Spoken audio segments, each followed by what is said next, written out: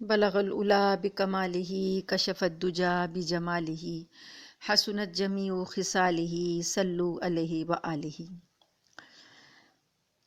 اس موقع پر نبی کریم صلی اللہ علیہ وآلہ وسلم کے دادا عبد المطلب کا جو بیت اللہ کے ساتھ تعلق تھا، اس کے دو اہم واقعات تاریخ میں درج ہیں۔ ضروری معلوم ہوتا ہے کہ ان دونوں کا ذکر بھی کر دیا جائے۔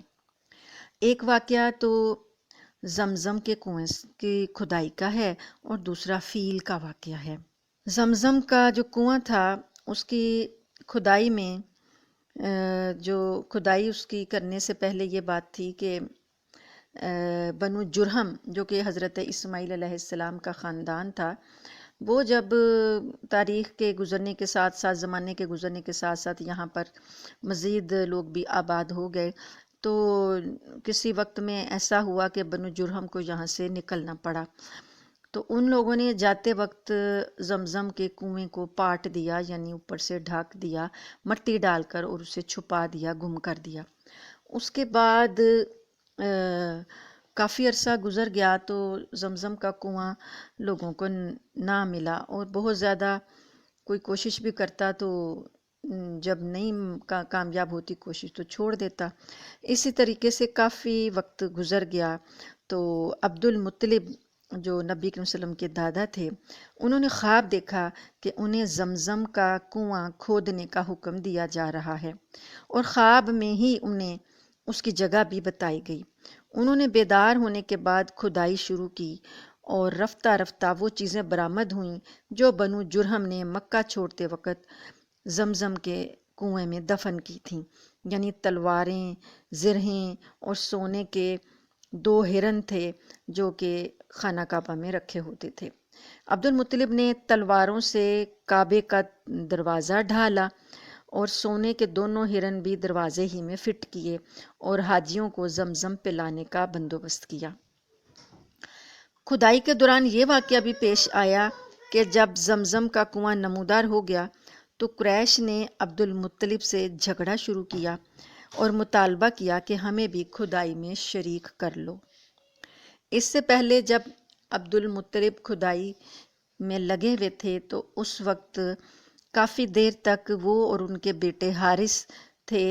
اس وقت عبد المطلب کا ایک ہی بیٹا تھا، تو وہ دونوں لگے ہوئے تھے۔ تو جو قریش کے باقی لوگ تھے تھوڑی دیر بعد تھک کر واپس چلے گئے اور کہنے لگے کہ تم ایک لا حاصل کوشش کر رہے ہو، کنواں کوئی نہیں ملنے والا۔ تو جب مل گیا کنواں تو لیکن عبد المطلب کو چونکہ خواب میں دکھایا گیا تھا، وہ لگے رہے، آخرکار کنویں کا سراغ مل گیا اور پانی نمودار ہو گیا۔ تو اب قریش نے کہا، جھگڑا کیا کہ ہمیں بھی کھدائی میں شریک کر لو۔ عبد المطلب نے کہا، میں ایسا نہیں کر سکتا، میں اس کام کے لیے مخصوص کیا گیا ہوں۔ لیکن قریش کے لوگ باز نہ آئے، یہاں تک کہ فیصلے کے لیے بنو سعد کی ایک کاہنہ عورت کے پاس جانا طے ہوا، اور لوگ مکہ سے روانہ بھی ہو گئے۔ لیکن راستے میں اللہ تعالیٰ نے انہیں ایسی نشانیاں دکھا دیں کہ وہ سمجھ گئے کہ زمزم کا کام قدرت کی طرف سے عبد المطلب کے ساتھ ہی مخصوص ہے، اس لیے یہ سارے لوگ راستے سے ہی پلٹ آئے۔ یہی موقع تھا کہ جب عبد المطلب نے نظر مانی کہ اگر اللہ نے انہیں 10 لڑکے عطا کیے اور وہ سب کے سب اس عمر کو پہنچے کہ ان کا بچاؤ کر سکیں، تو وہ ایک لڑکے کو کعبہ کے پاس قربان کر دیں گے۔ اس کے بعد ایسا ہوا کہ اللہ پاک نے انہیں 10 بیٹے عطا کیے، اور 10 کے 10 جب جوان ہو گئے اور کام کاج کرنے کے قابل ہو گئے، اپنا بچاؤ کرنے کے قابل ہو گئے، تو اب عبد المطلب نے سوچا کہ یہ جو میں نے نظر مانی تھی اب اس کے پورا کرنے کا وقت آ گیا ہے، اس لیے وہ نظر کے لیے پوری کرنے کے لیے تیار ہو گئے۔ اب انہوں نے جب قرعہ ڈالا، 10 بیٹوں میں سے قرعہ ڈالا تو قرعہ عبداللہ کے نام نکلا۔ جب سارے لڑکے ان کے جوان ہو گئے تو ان کے جو 10 بیٹے تھے، ان 10 بیٹوں کے نام تاریخ کی کتابوں میں لکھے ہوئے ہیں۔ وہ اس طرح سے ہیں۔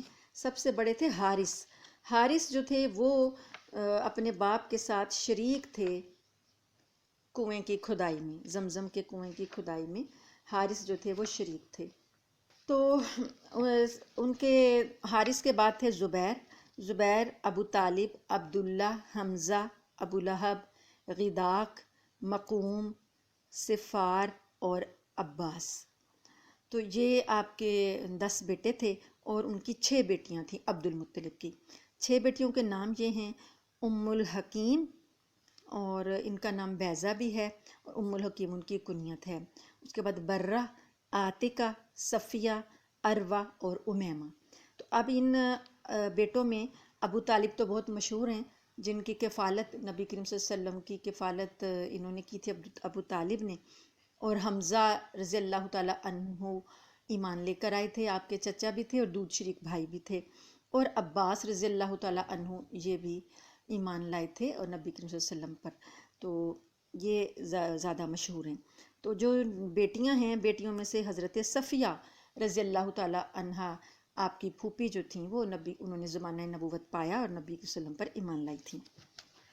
اب ابو طالب نے جب یہ ان کے عبد المطلب نے جب سارے بچے جوان ہو گئے، تو انہوں نے پھر ان کو یہ آیا کہ میں نے منت مانی تھی تو اب ایک بیٹے کو قربان کرنا ہے۔ تو انہوں نے قرعہ ڈالا، 10 لڑکوں کے نام پر قرعہ ڈالا، تو قرعہ جو تھا عبداللہ کے نام پر نکلا۔ عبداللہ جو تھے عبد المطلب کی اولاد میں سب سے زیادہ خوبصورت، پاک دامن اور چہیتے تھے، سب کی آنکھوں کا تارا تھے، پورے خاندان کی آنکھوں کا تارا تھے۔ تو اب یہ چلے لے کر ان کو ذبح کرنے کے لیے چلے، تو خاندان کے لوگ آڑے آ گئے، بڑے بھائی جو تھے حارث وہ، اور خاص طور پہ عبداللہ کے ننیال والے جو تھے وہ آڑے آ گئے کہ ہم ان کو قربان کرنے نہیں دیں گے۔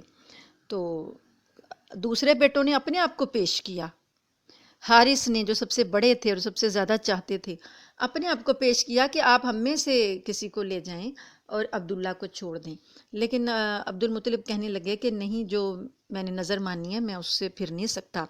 پھر لوگوں نے بار بار جب اصرار کیا، بہنوں نے بھی اور ان کے ننیال والوں نے، تو عبد المطلب نے کہا کہ میں اپنی نظر کا کیا کروں، اپنی نظر کو میں کیسے پورا کروں؟ تو لوگوں نے کہا، انہیں مشورہ دیا، ان کے ننیال والوں نے مشورہ دیا کہ ابو طالب جو تھے نا، ابو طالب اور نبی صلی اللہ علیہ وسلم کے والد عبداللہ یہ ایک ماں سے تھے، تو ابو طالب کی بہت زیادہ محبت تھی۔ انہوں نے مشورہ دیا کہ کسی وہاں پر خاتون تھی کوئی عرافہ، جو علم نجوم جانتی تھی اور فال وغیرہ نکالتی تھی، تو یہ لوگ جو تھے پہنچتے تھے، کوئی مسئلہ وغیرہ ہوتا تھا تو اس کے پاس چلے جاتے تھے، کاہنہ تھی وہ ایک طرح سے، تو اس کے پاس جاؤ اور جا کر حل دریافت کرو، ان سے کہو کہ میں نے یہ نظر مانی تھی تو اب میرا اس کا کیا حل ہو سکتا ہے۔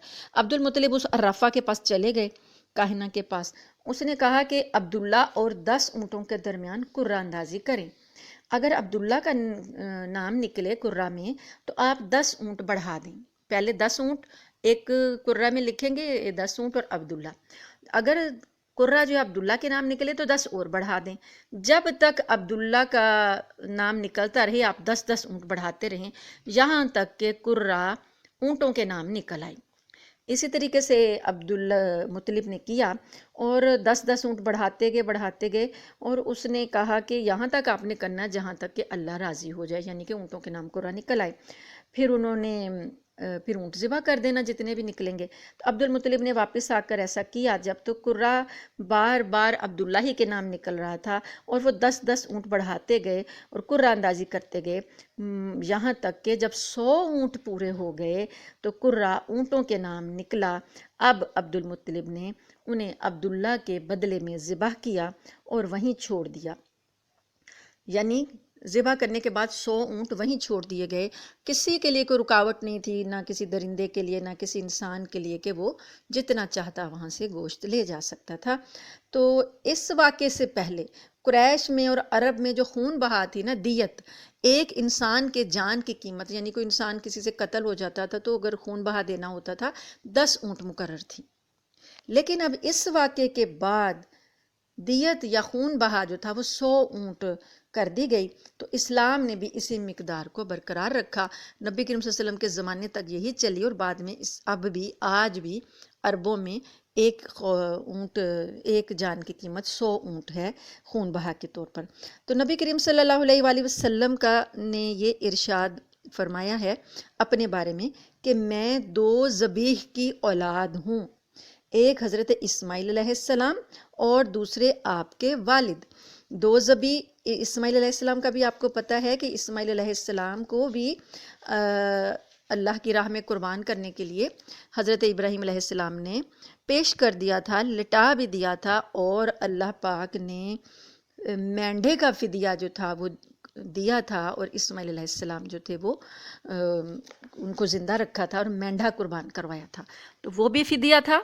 تو نبی کریم صلی اللہ علیہ وسلم نے اس لیے فرمایا کہ میں 2 فدیہ دیے گئے بزرگوں کی اولاد ہوں، کیونکہ اسماعیل علیہ السلام کو مینڈے کا فدیہ دیا گیا اور میرے والد کو 100 اونٹوں کا۔ اب یہ ہیں عبداللہ، ان کا یہ تعارف ہے۔ تو عبداللہ جب اس طریقے سے اس وقت ان کی عمر 25 سال کی جب ہوئی تو عبد المطلب نے ان کے لیے جس خاتون کا انتخاب کیا وہ تھیں آمنہ بنت وہب بن عبد مناف بن زہرہ بن کلاب۔ یہ جو کلاب ہیں یہ نبی کریم صلی اللہ علیہ وسلم کے والد کی شجرہ نسب میں ہیں، تو 5ویں پشت بنتی ہے، یعنی 5ویں پشت میں آپ کی والدہ اور آپ کے والد کا نسب ایک ہو جاتا ہے۔ تو یہ آمنہ جو تھیں یہ نسب اور رتبے کے لحاظ سے قریش کی افضل ترین خاتون شمار ہوتی تھیں۔ ان کے والد یعنی وہب جو تھے وہ نسب اور شرف دونوں حیثیت سے بنو زہرہ کے سردار تھے، بنو زہرہ جو قبیلہ تھا اس کے سردار تھے۔ تو وہ مکہ ہی میں رخصت ہو کر حضرت عبداللہ کے پاس آئیں، مگر تھوڑے عرصے میں ہی عبداللہ کو عبد المطلب نے کھجور لانے کے لیے مدینہ بھیجا، یعنی وہاں پر تجارت ہوتی تھی، جو تجارتی سفر ہوتا تھا تو عبد المطلب اس کو منظم کرتے تھے، ترتیب دیتے تھے کہ اب تجارت کے لیے کون جائے گا۔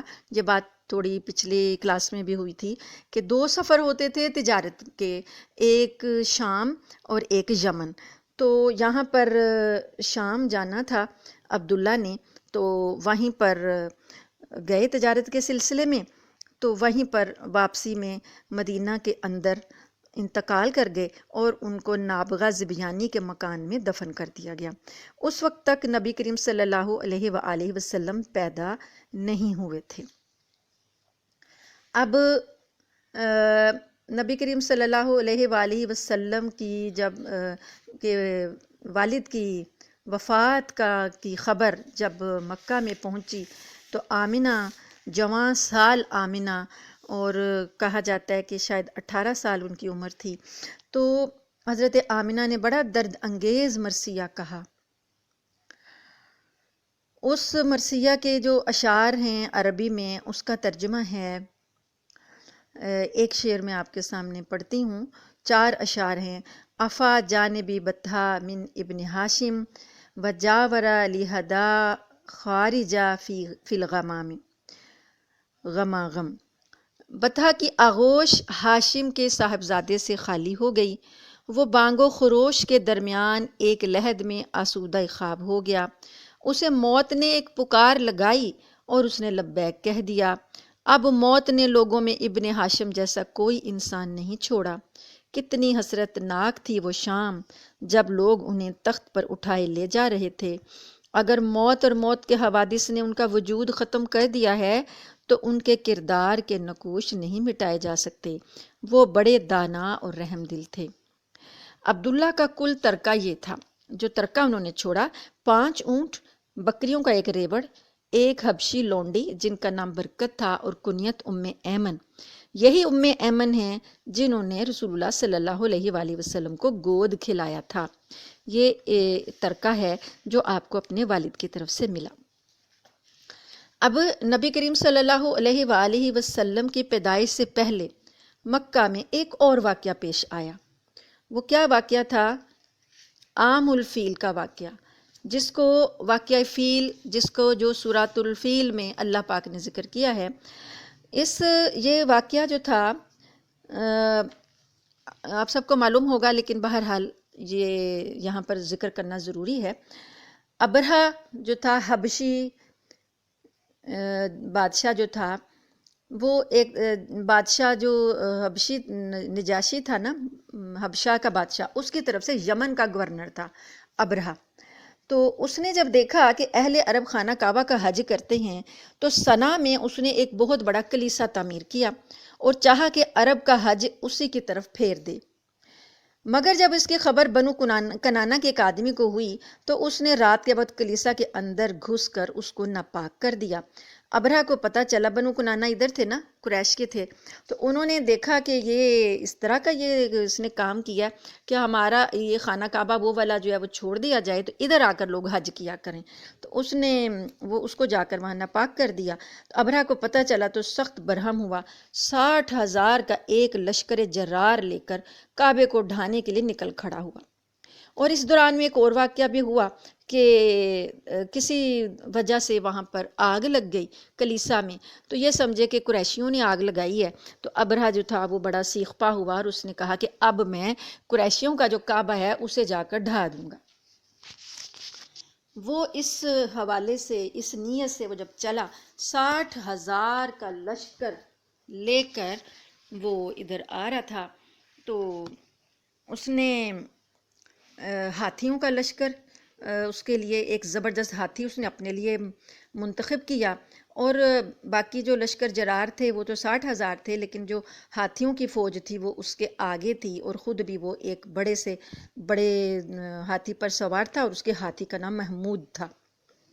تو عبد المطلب جو تھے، ان کو جب اس کی اطلاع ملی کہ یہ اس طرح سے آ رہا ہے تو یہ فوج کشی کے لیے، تو راستے میں جب وہ چلا تو جس عرب قبیلے نے بھی مزاحمت کی اس کو وہ تہ تیغ کرتا گیا، یہاں تک کہ مکہ مکرمہ کے قریب جا پہنچا۔ مکہ مکرمہ کے قریب وادی محسر، جو کہ مزدلفہ اور منی کے درمیان میں یہ وادی ہے، وادی محسر میں آ کر یہ اپنا اس نے لشکر اتارا۔ تو عبد المطلب جو کہ قریش کے سردار تھے، مکہ کے سردار تھے اور خانہ کعبہ کے متولی اعظم تھے، جب انہیں یہ حال دیکھا تو قریش اور دیگر قبائل عرب سے آپس میں مشورہ کیا کہ ابرہہ کا مقابلہ کس طرح کیا جائے۔ مشورے کے بعد یہ طے پایا کہ ہم میں تو طاقت مدافعت نہیں ہے، وہ 60,000 کا لشکر ہے، تو ہمارے پاس تو اتنی طاقت نہیں ہے، تو اس لیے ہم مکہ کو چھوڑ کر قریب کے پہاڑوں میں ہمیں چلے جانا چاہیے۔ ابھی یہ لوگ مکہ ہی میں تھے کہ ابرہہ کی جانب سے ایک سفیر پہنچا اور اس نے دریافت کیا کہ مکہ کا سردار کون ہے۔ لوگوں نے عبد المطلب بن ہاشم کی طرف اشارہ کیا۔ ایلچی نے کہا، میں ابرہہ کی طرف سے آیا ہوں، ہمارے بادشاہ کا یہ حکم ہے کہ تم تک یہ پیغام پہنچا دوں کہ ہمارا ارادہ تمہیں نقصان پہنچانے کا نہیں ہے، ہم تو صرف اس گھر کو ڈھانے کے لیے آئے ہیں، پس اگر تمہارا ارادہ مقابلے کا یا مدافعت کا ہو تو تم جانو، ہمارے ارادے میں تم اگر حائل نہیں ہوگے تو ہم تمہیں کچھ نہیں کہیں گے، اور ہمارا بادشاہ تمہارے سردار سے ملاقات کا خواہش مند ہے۔ عبد المطلب نے جواب دیا کہ ہمارا قطعاً ارادہ نہیں ہے کہ ہم تمہارے بادشاہ سے جنگ کریں، اور نہ ہم میں طاقت ہے، یہ اللہ کا گھر ہے اور اس کے برگزیدہ نبی ابراہیم علیہ السلام کی یادگار ہے، پس اگر اللہ اس کی حفاظت کرنا چاہے گا تو وہ کر سکتا ہے، اور اگر اس کو اس کی حفاظت مقصود نہیں ہے تو ہم اس کی مدافعت کے قابل قطعاً نہیں ہیں۔ غرض اس گفتگو کے بعد عبد المطلب ابرہہ کے لشکر میں پہنچے اور ابرہہ کے سامنے پیش ہوئے۔ ابرہہ نے جب عبد المطلب کو دیکھا تو عبد المطلب کی جو شخصیت تھی اس سے وہ بڑا متاثر ہوا، کیونکہ عبد المطلب بڑے باروب تھے، وجیح اور شکیل انسان تھے، تنومند، نہایت خوبصورت، تو وہ متاثر ہوا اور ان کے ساتھ عزت سے پیش آیا اور ان سے بات چیت شروع کی، اور کہا جاتا ہے کہ اس نے اپنے پاس اپنے ساتھ بٹھایا ان کو۔ تو دوران گفتگو عبد المطلب نے شکایت کی کہ آپ کے ایک سردار نے میرے اونٹ گرفتار کر لیے ہیں، آپ سے درخواست ہے کہ ان کو میرے حوالے کر دیجیے۔ ابرہہ نے یہ سن کر کہا عبد المطلب کو کہ میں تو تم کو بڑا فہیم اور عقیل سمجھتا تھا، کہ تم بات کرو گے خانہ کعبہ کے بارے میں جو کہ تمہارا مقدس جگہ ہے اور تمہارے حج کی جگہ ہے، تو تم نے اس کے بارے میں بات ہی نہیں کی جو کہ سب سے بڑی بات تھی کرنے کی، اور تمہیں اپنی اونٹوں کی پڑی ہوئی ہے۔ تو مجھے تو تمہارے سوال سے بڑا تعجب ہو رہا ہے۔ میں سمجھ رہا تھا کہ تمہاری نگاہ میں بڑا باعظمت اور مقدس مقام ہے یہ، اور تم نے ایک جملہ بھی اس کے متعلق نہیں کہا، اور ایک اپنی چھوٹی سی حقیر سی بات کا ذکر کر رہے اونٹوں کا۔ عبد المطلب نے جواب دیا، جناب یہ اونٹ چونکہ میری ملکیت ہیں، اس لیے میں نے ان کے متعلق درخواست پیش کی ہے، اور کعبہ میرا گھر نہیں، یہ خدا کا مقدس گھر ہے، وہ خود اس کا محافظ ہے، میں کون ہوں جو اس کے لیے سفارش کروں۔ ابرہہ کہنے لگا، اب اس کو میرے ہاتھ سے کوئی نہیں بچا سکتا۔ عبد المطلب نے جواب دیا، آپ جانے اور رب البیت جانے۔ یہاں پہنچ کر سلسلہ گفتگو ختم ہوا۔ ابرہہ نے اپنے لشکروں کو حکم دیا کہ عبد المطلب کے اونٹ واپس کر دیے جائیں۔ عبد المطلب نے اپنے اونٹ لیے اور واپس آ کر قریش اور دوسرے قبائل کو جمع کیا اور ان کو تمام گفتگو سنا کر یہ مشورہ دیا کہ اب ہم سب کو قریب کی کسی پہاڑی پر پناہ گزین ہو جانا چاہیے تاکہ ہم اس منظر کو اپنی آنکھوں سے نہ دیکھ سکیں، کہ وہ کعبے کو ڈھانے والا جو منظر ہے ہم اپنی آنکھوں سے نہ دیکھ سکیں۔ جب اہل مکہ پہاڑی پر جانے لگے تو عبد المطلب کی قیادت میں کعبۃ اللہ میں حاضر ہوئے اور اس کی زنجیر پکڑ کر اللہ تعالیٰ کی بارگاہ میں یہ دعا کی، خدایا ہم اس بارے میں غمگین نہیں ہیں کہ جب ہم اپنی متاع کی حفاظت کر سکتے ہیں تو اپنی متاع کعبہ کی حفاظت تجھ کو ضرور کرنی چاہیے، اور تیری تدبیر پر نہ صلیب کی طاقت غالب آ سکتی ہے اور نہ اہل صلیب کی کوئی تدبیر۔ ہاں اگر تو ہی یہ چاہتا ہے کہ ان کو اپنے مقدس گھر کو خراب کرنے دے تو پھر ہم کون ہیں، جو تیرا جی چاہے تو کر۔ اس کے بعد عبد المطلب اور تمام قریش مکہ کو خالی کر کے قریب کے پہاڑوں پر چلے گئے اور گھاٹیوں میں پناہ گزین ہو کر حالات کا انتظار کرنے لگے۔ اگلے دن صبح کو ابرہہ نے اپنا لشکر مکہ کی جانب بڑھایا، اور اگلی قطاروں میں ہاتھی تھے اور اس کے پیچھے لشکر جرار۔ ابرہہ نے فوج کو حکم دیا کہ وہ مکہ کی جانب بڑھیں۔ جب وہ مکہ کے قریب فوج پہنچی تو ہاتھیوں کی قطار میں سے سب سے پہلے اس ہاتھی نے آگے بڑھنے سے انکار کر دیا جس پر ابرہہ سوار تھا۔ فیل بان یعنی ہاتھیوں کا جو محاوت ہوتا ہے، وہ اس کو ضرب کوڑے پہ کوڑا لگاتا جا رہا تھا اور زبان سے بھی اس کو ڈانٹ ڈپٹ رہا تھا، مگر وہ ہاتھی کسی طرح آگے بڑھنے کا نام نہیں لیتا تھا۔ لیکن جب اس کو یمن کی جانب واپسی کی طرف چلاتے تھے تو وہ تیزی سے چلنے لگتا تھا۔ اسی کشمکش کے دوران شہر جدہ کی طرف سے، جو سمندر کے کنارے واقع ہے، سبز اور زرد رنگ کے پرندے کبوتر سے کچھ چھوٹے غول کے غول نمودار ہوئے اور لشکر کے سر پر فضا میں چھا گئے۔ ان کی چونچ اور پنجوں میں چھوٹی چھوٹی مسور اور چنے کے برابر کنکریاں تھیں جو دفعتاً لشکر پر برسنے لگیں۔ خدا کی قدرت سے وہ پتھر کی کنکریاں بندوق کی گولی سے زیادہ کام کر رہی تھیں، جس کے لگتی ایک طرف سے بدن میں گھس کر دوسری طرف سے نکل جاتی اور فوراً ہی بدن گلنے اور سڑنے لگتا۔ بہت سے لشکری تو وہیں ہلاک ہو گئے، جو بھاگے وہ دوسری بڑی بڑی تکلیفیں اٹھا کر مرے۔ نتیجہ یہ نکلا کہ تھوڑی دیر میں سارا لشکر زیر و زبر ہو کر رہ گیا۔ بعض روایات میں یہ بھی ہے کہ جب پرندوں کی سنگ باری سے ابرہہ کا لشکر برباد ہو گیا تو اس میں سے بعض آدمی جو بدحالی کے ساتھ فرار ہو کر یمن پہنچے تھے، ان میں سے ابرہہ بھی تھا، اور وہ اس حالت میں پہنچا کہ راستے میں اس کے تمام اعضاء گل سڑ کر گرتے جا رہے تھے، اور جب وہ یمن پہنچا تو صرف ایک گوشت کا لوتھڑا نظر آتا تھا۔ وہاں پہنچ کر اس کا سینہ پھٹ پڑا، دل باہر نکل آیا اور اس طرح وہ ختم ہو گیا۔ غرض سب کے سب عذاب الہی سے تباہ و برباد ہو گئے۔ اب یہ واقعہ اللہ پاک نے سورۃ الفیل میں کیسے بیان کیا؟ بسم اللہ الرحمن الرحیم۔ الم تر کیف فعل ربک باصحاب الفیل، کیا تم نے نہیں دیکھا کہ تمہارے رب نے ہاتھی والوں کے ساتھ کیا کیا؟ الم یجعل کیدہم فی تضلیل، کیا اللہ نے ان کی تدبیر کو بیکار نہیں کر دیا؟ وارسل علیہم طیرا ابابیل، اور ان پر پرندے بھیجے غول کے غول، ترمیہم بحجارۃ من سجیل، اور وہ ان کو کنکریاں مارتے تھے جو نوکدار کنکریاں تھیں۔ فجعلہم کعصف مأکول، اور ایسے وہ ہو گئے، اتنا 60,000 کا لشکر ایسے ہو گیا جیسے کھایا ہوا بھس، جیسے جانور کھاتے ہیں تو وہ کر دیتے ہیں۔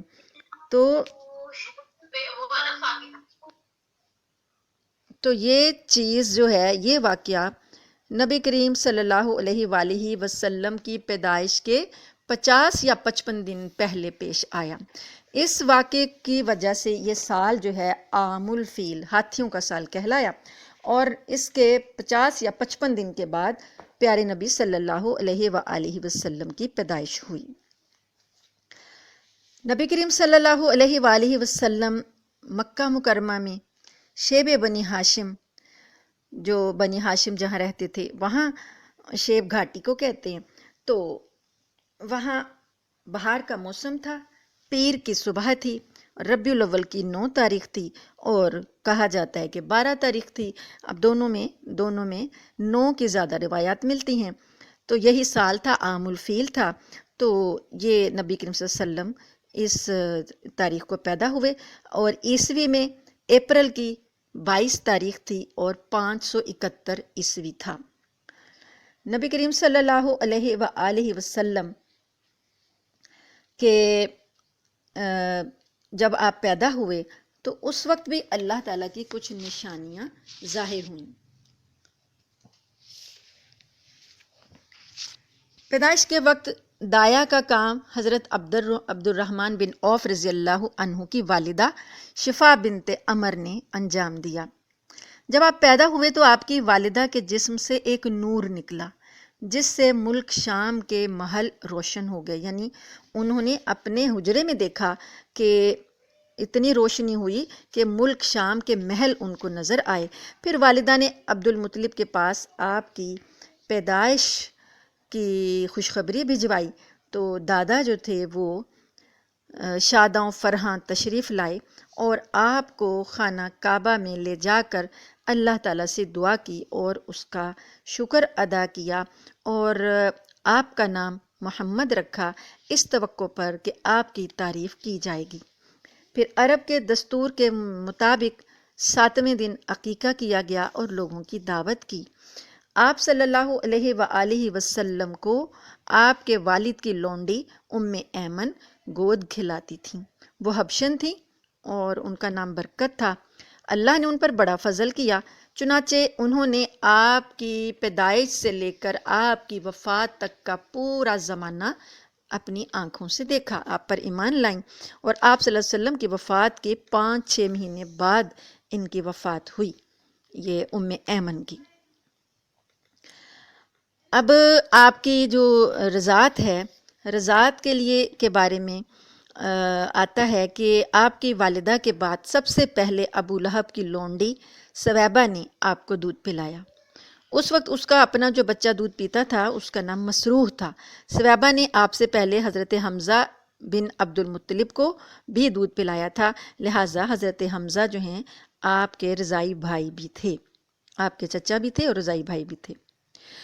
اب یہاں پر جو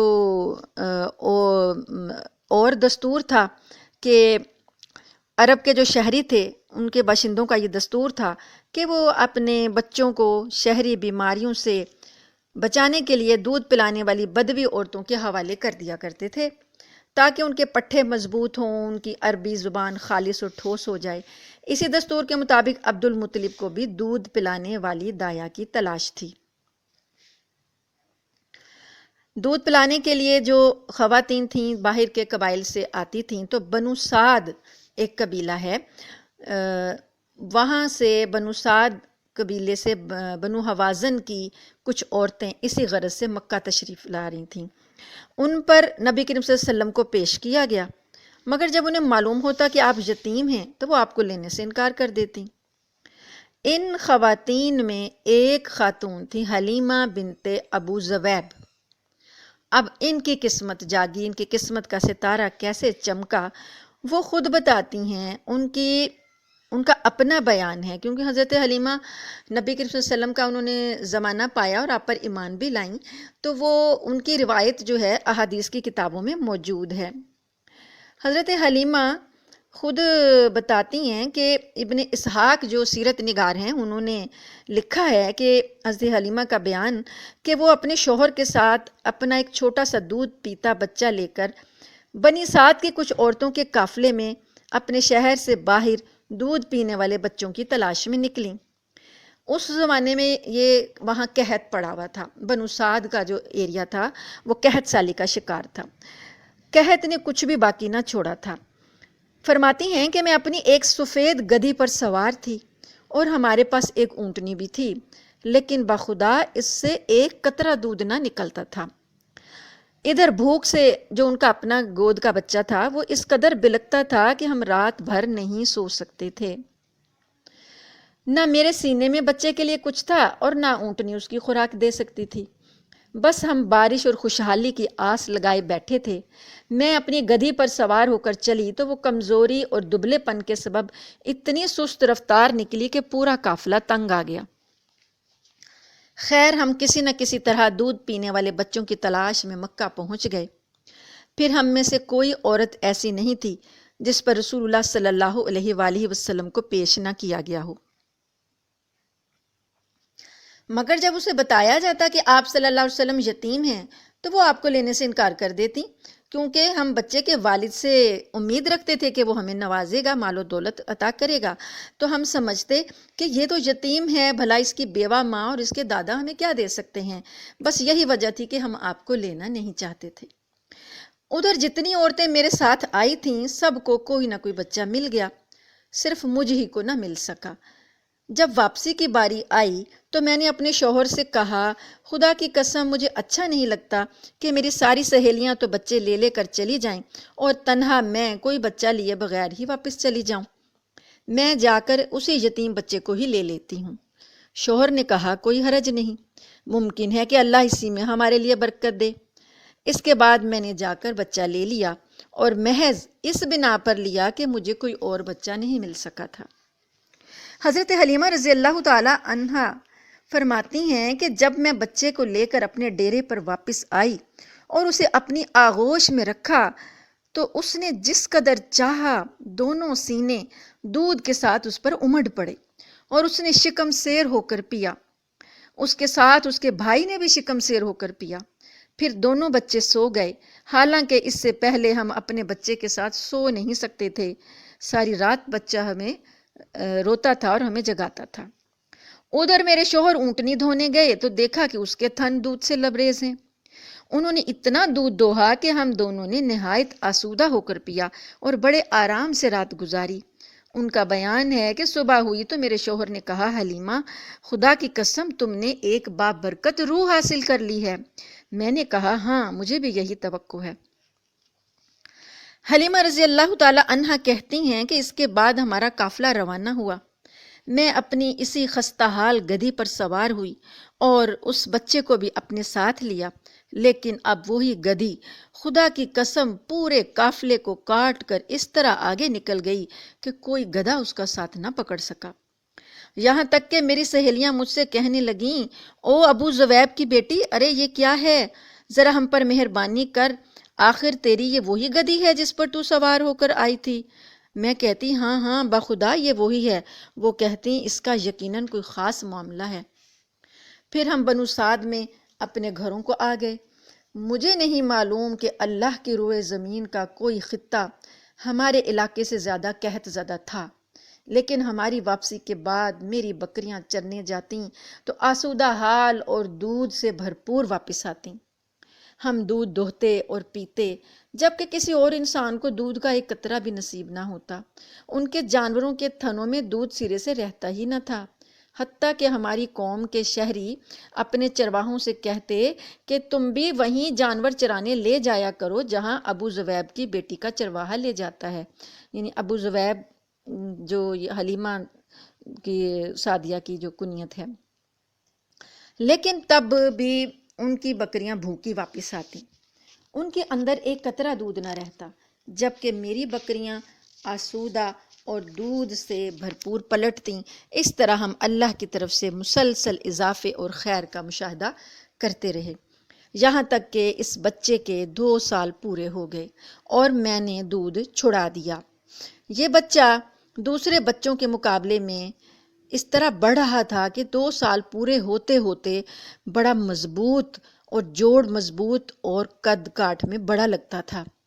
اس کے بعد ہم اس بچے کو اس کی والدہ کے پاس لے گئے، لیکن ہم اس کی جو برکت دیکھتے آئے تھے اس کی وجہ سے ہماری انتہائی خواہش یہی تھی کہ یہ ہمارے پاس رہے۔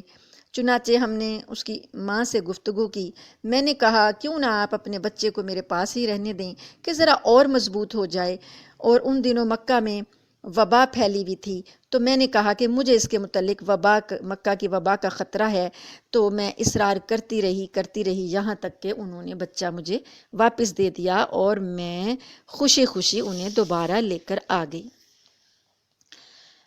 اب یہ اس طرح سے ہوا کہ جو نبی کریم صلی اللہ علیہ وآلہ وسلم جب دوبارہ آئے تو حلیمہ کیا کرتی تھیں کہ ہر 6 ماہ بعد آپ صلی اللہ علیہ وآلہ وسلم کو مکہ لے آتیں اور والدہ اور خاندان کے لوگوں سے ملواتیں اور پھر اپنے وطن بنو سعد میں واپس لے جاتی۔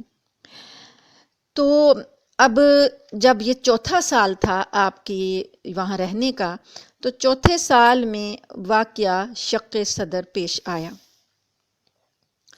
اس کی تفصیل حضرت انس رضی اللہ تعالی عنہ سے صحیح مسلم میں مروی ہے۔ وہ فرماتے ہیں کہ رسول اللہ صلی اللہ علیہ وآلہ وسلم بچوں کے ساتھ کھیل رہے تھے کہ حضرت جبریل علیہ السلام تشریف لائے اور آپ کو لٹا کر سینہ چاک کر دیا۔ پھر آپ کا دل نکالا اور اس میں سے ایک لوتھڑا نکال کر فرمایا کہ یہ تم سے شیطان کا حصہ ہے۔ اسے نکال دیا، پھر دل کو سونے کی تشت میں زمزم کے پانی سے دھو کر جوڑ دیا اور اسی طرح اسی جگہ پلٹا دیا۔ بچوں نے یہ دیکھا تو بچے دوڑ کر اپنی ماں یعنی دایا حلیمہ کے پاس پہنچے اور کہنے لگے کہ محمد قتل کر دیے گئے ہیں۔ وہ لوگ جھٹ پٹ وہاں پر پہنچے تو دیکھا کہ محمد صلی اللہ علیہ وسلم کھڑے ہیں اور آپ کے چہرے کا رنگ اترا ہوا ہے، یعنی پیلا ہو رہا ہے۔ حضرت انس رضی اللہ تعالی عنہ کا بیان ہے کہ میں آپ کے سینے پر سلائی کا اثر دیکھا کرتا تھا۔ یہ کائنات میں پہلی ہارٹ سرجری تھی۔ اب اس واقعے کے بعد حلیمہ رضی اللہ تعالی عنہا کو خطرہ محسوس ہوا اور کہ کہیں ان کی جان کو کوئی خطرہ نہ ہو، تو انہوں نے آپ کو آپ کی والدہ کے حوالے کر دیا۔ چنانچہ آپ 6 سال تک کی عمر تک اپنی والدہ ہی کی آغوش محبت میں رہے۔ یہاں پر یہ بات بھی جاننا ضروری ہے کہ جو حضرت حلیمہ ہیں ان کی جو فیملی ہے اس کے بارے میں بھی تھوڑا سا، ان کے افراد کے بارے میں یہ روایات آتی ہیں کہ حضرت حلیمہ کے شوہر کا نام حارث بن عبد العزیٰ تھا اور دونوں ہی یہ قبیلہ بنو سعد سے تعلق رکھتے تھے۔ حارث کے جو بچے تھے، یعنی جو نبی صلی اللہ علیہ وسلم کے رضائی بہن بھائی بنے، ان کے بچے بچیاں جو ہیں ان کے نام یہ ہیں: عبداللہ، انیسہ، جدامہ کا لقب شیمہ تھا اور وہ اسی نام سے مشہور ہوئیں۔ یہ قدرے بڑی تھیں اور نبی کریم صلی اللہ علیہ وسلم کو گود کھلایا کرتی تھیں۔